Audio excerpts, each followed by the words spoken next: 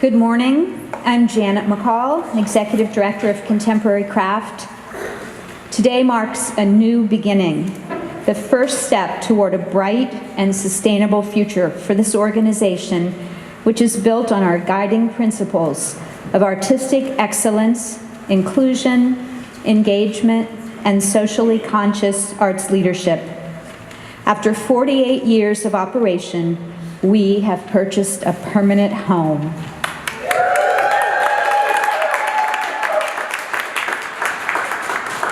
We are poised at a moment of transformation. While we are very proud of all that we have accomplished over almost 50 years, we believe that the best is yet to come. With this move, we have the opportunity to grow into something fresh, unexpected, and even more impactful than what we currently are. We could not be more excited that Lawrenceville has welcomed us with open arms, and we feel that this will be a great partnership. An arts organization truly becomes most successful when it is deeply rooted in its community. And we look forward to working with, learning from, and enriching the lives of the people who live and work here and beyond this neighborhood, in the county, and beyond in the region. We invite our new neighbors as well as our longtime friends to get involved here and know that together we can do and make amazing things. This press event is the first of many public events we will host as we begin to transition into the neighborhood. If there are any community gatherings that you'd like us to be part of, let us know. We'd love to meet you. Over the next 12 months, this building will be transformed into Contemporary Crafts' forever home, a welcoming, inclusive space for cutting-edge art and innovative programming. We hope it will become a place for everyone to explore their creativity, no matter their age or experience. And because we are committed to access and always free of charge, a visit won't have to be a special occasion. Our architects from GBBN have captured our vision for what a 21st century arts organization can be, and the project has been designed first and foremost with you, our community, in mind. Renderings on easels throughout the space will help you visualize our future home. Behind me, our main exhibition gallery will feature a hip industrial vibe, perfectly suited for displaying contemporary art.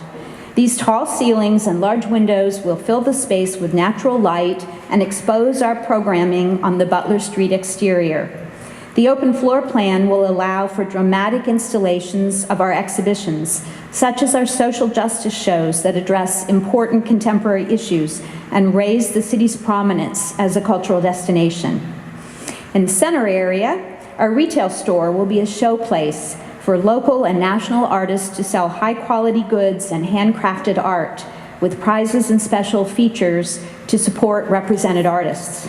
And on the far end of the building, 3 hands-on studios for metals, fiber, mixed media, and wood will be used for workshops for all ages and skill levels. Large windows facing Butler Street will give a glimpse of art and artists at work to passersby. Our resident artists will have space to talk about their creative processes. Youth education and apprenticeships, building on programs that fill gaps in public education for some of the region's most at-risk young people, will also take place here. And our drop-in studio will offer free hands-on art making to all visitors during public hours. To realize this vision of our future, we are launching an ambitious $5.5 million fundraising effort, the Crafting Our Future campaign, which will fund the purchase and renovation in support of this permanent home.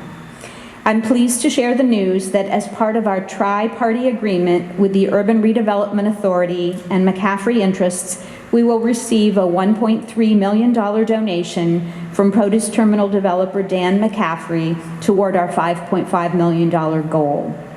This is a great kickoff for our campaign, and we are very grateful for this gift. We also appreciate the lease extension we received for an additional rent-free year to allow us time to find this home and transition from the produce terminal. I want to especially thank Mayor Peduto and Chief of Staff Dan Gilman as well as the Urban Redevelopment Authority, particularly Robert Rosenstein and Nathan Clark, for their invaluable role in facilitating our negotiations and helping us achieve a positive resolution for all parties. And our team also included the amazing Maggie Sitko, who I'd like to thank. I also want to acknowledge Councilwoman Gross, who's been a champion over many years. We're so glad we'll be staying in your district. And now it's my pleasure to introduce Matthew Galluzzo. Well, first, I'm Executive Director of the Lawrenceville Corporation. We're a nonprofit community development corporation. I want to thank the Board of Contemporary Craft for having the vision to bring your permanent home to our neighborhood. To Janet, to Kate Leiden, to Susan Gollum, Craig Dunham, and the leadership team, we remain in awe of your initiative, your diligence, and thoroughness in making this a reality. Our organization, along with our sister organization, Lawrenceville United, today represented by Dave Brangan in the back with the coffee, we work to activate community plans. Neighbors, businesses, and others come together to set priorities for our neighborhood. And we work to implement those priorities. The Upper Lawrenceville Visioning Plan, which was completed in 2013, calls out many issues, but three main issues I'll bring today. One is to create affordability in the neighborhood, both commercial and residential affordability. Vibrancy in the business district as being a key. And this sort of ephemeral piece of the neighborhood being a neighborhood of makers, and that we should support the culture of this neighborhood as a neighborhood of makers. In locating to this site, Contemporary Craft will be our cultural gateway to the neighborhood, a beacon, a national and local treasurer, cultural asset with 40% of the visitors coming from outside of the area, and an economic impact nearing almost $4 million a year. Contemporary Craft serves as a distinct and complementary element to the work that we're trying to do in our neighborhood, employing the values of actually employing people to be creative and to make a living at it.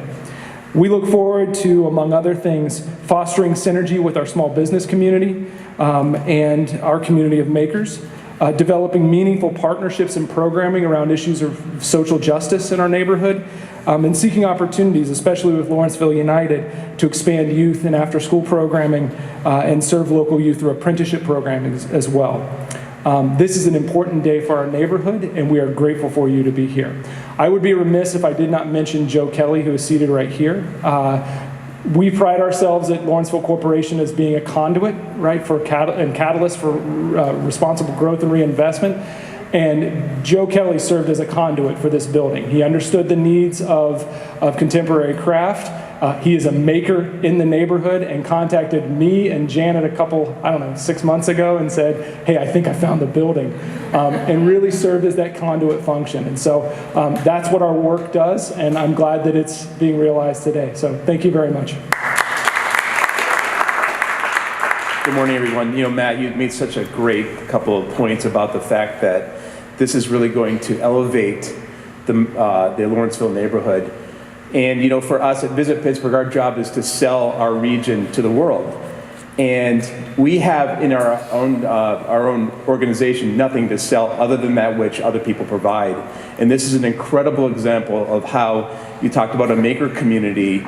That is something that has an insatiable desire for people that come and visit Pittsburgh in this region. And this is just going to elevate, as I said, that to a higher level and create more visitation into the region. And we're so thankful for that fact. Congratulations, Janet. And thank you so much for adding to the community, the 90 neighborhoods, and to the experiences that our visitors will have. We look forward to supporting and promoting this. Oh, the craftsmanship of this. It's really beautiful. Hi, I'm Sara Innamorato. I'm the state representative for the 21st District. And the arts are an important investment. They teach us tolerance and grow compassion. Creating art is something that's for everyone, regardless of age or ability.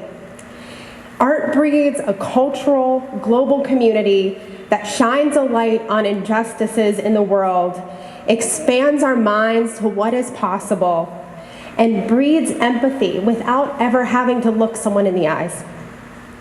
That's why today, I'm excited to welcome a historical cultural institution, the Society for Contemporary Craft, right to our neighborhood. The Society for Contemporary Craft will create a welcoming and cultural gateway and healthy community space for visitors and residents alike. By prioritizing green energy solutions and multimodal transportation options, this center can serve as a national example of how beautiful, intentional, and accessible these spaces can be when we design with the needs of the community at the center. Development in our neighborhoods should always be and prioritize the economic, cultural, and environmental impact of the people who live here.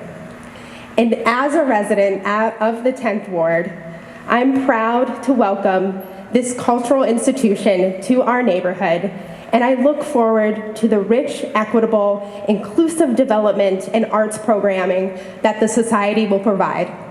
Welcome to the neighborhood. First of all, congratulations, Janet and Matt and the whole team. And I want to really congratulate the mayor and his great vision in bringing this together. I mean, there's a lot of complicated parts that happen when development, particularly the terminal building, and how do we make all this work, and how do we make it work in the context of how things are happening in Pittsburgh right now, and the vibrancy of this neighborhood. You couldn't be in a better place right now, as the representative indicated. There's so many good things happening in the region, and nothing's more emblematic of where that's happening than right here in Lawrenceville. And the vibrancy, the excitement, the energy of bringing the arts and expanding the arts. We're glad to be partners. I know you're going to hear from our RAD director, the chairman of the board, Dan Griffin, in a minute. We're glad to always participate and glad to be part of a partnership of all of us working together and making something very, very good about a neighborhood that's already on the upswing. Congratulations. So I represent, my name's Deb Gross, I represent on City Council District 7, which includes both the Strip District and continues all the way upriver, past here, up to the 62nd, up to the Highland Park Bridge. And so it was a really long saga for us, and I really am so grateful that you found this space, both to the Lawrenceville community and to Society for Contemporary Crafts. And I just want to emphasize one of the reasons why it was so incredibly important for us to find them a new home. The arts community, but also these art spaces, are really how we come together, right? We don't stay a community, we don't stay neighbors unless we actually spend time with each other. And these are the spaces where we can do that. So thank you so much to all of the leadership of Society for Contemporary Crafts. I think as Mr. Galluzzo touched on, I remember the first Maker Zone promotional, right, materials where Lawrenceville was noticing, right, the leadership of Lawrenceville had noticed that that was one of its assets. People here make things. And there was an entire 16th Street Bridge to 62nd Street Bridge brochure, the 1662 design zone. Everyone's having flashbacks in the room here that's in the audience. And it was exciting because it was something that we are all proud of here, right? Pittsburgh is a place where people make things. And so with this home here, you'll have even greater capacity to do that. And inclusivity as well.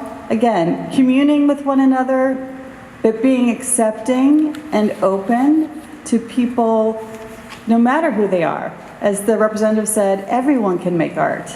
It's especially the art spaces that can provide that for us so that we can be with people who are different than us. And I'm grateful and excited to hear about the youth programming. We know that that is another thing that is important to Lawrenceville. If you hadn't noticed, there are a lot of young families here. You go out on Butler Street now on a weekday or on a weekend and you see baby strollers, and it's beautiful. So this is going to be a beautiful addition to the neighborhood. Again, these community spaces, as Janet said, need our support. And we need to support them because they support us. Thank you for being here. We're a 7-member board. We're appointed by the county executive and the mayor, and one person is picked at large. What I like about the board are the things we get to support. What I like about our relationship with council and our state reps and our county executive and our mayor is we don't get directives. They don't say, do this, don't do that. But they do give us guidance, and they do tell us what they want to support. And what they want to support are things that are accessible to the public. Libraries, parks, art, accessible art. And I commend you guys. You don't charge admission. You're here on a busy Lawrenceville street. I'm sure you can get a couple dollars, and you're keeping that, which I think is terrific. We're happy to continue our support.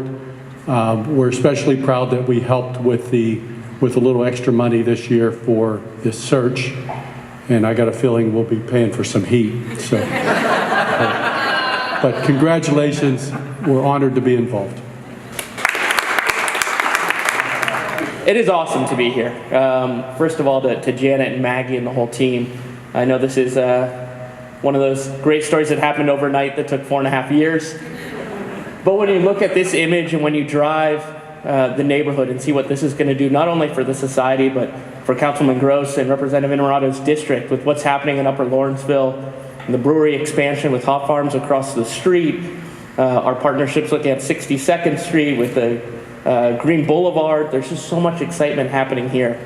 And as great as what's happening in the Strip District is, I think the society is going to anchor the other end of Butler Street in such an incredible way and really make this not only a destination for local artists and for the community, but regionally and nationally, and a tourist destination within Upper Lawrenceville. And so I couldn't be more excited to be a part of it. We appreciate your patience, your diligence, and the commitment to make sure that we work together to create a society that is going to succeed for the next 50 years in your own building, in your own ownership, under your own control, with a vision for what the arts mean, not only as a community builder, but as an economic development generator, and a recognition that the arts are what drive our economy and our communities across this region. And so we thank you for your continued commitment to the city, and we look forward to the ribbon cutting. Thanks, Jan. I just want to conclude by thanking all of the speakers who took time from your busy schedules to be here today to recognize the importance of this project for the community and for the region.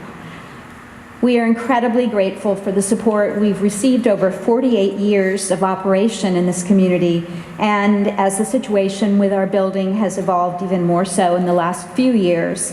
And looking forward, we know that community support and advocacy will be vital as we craft this new future.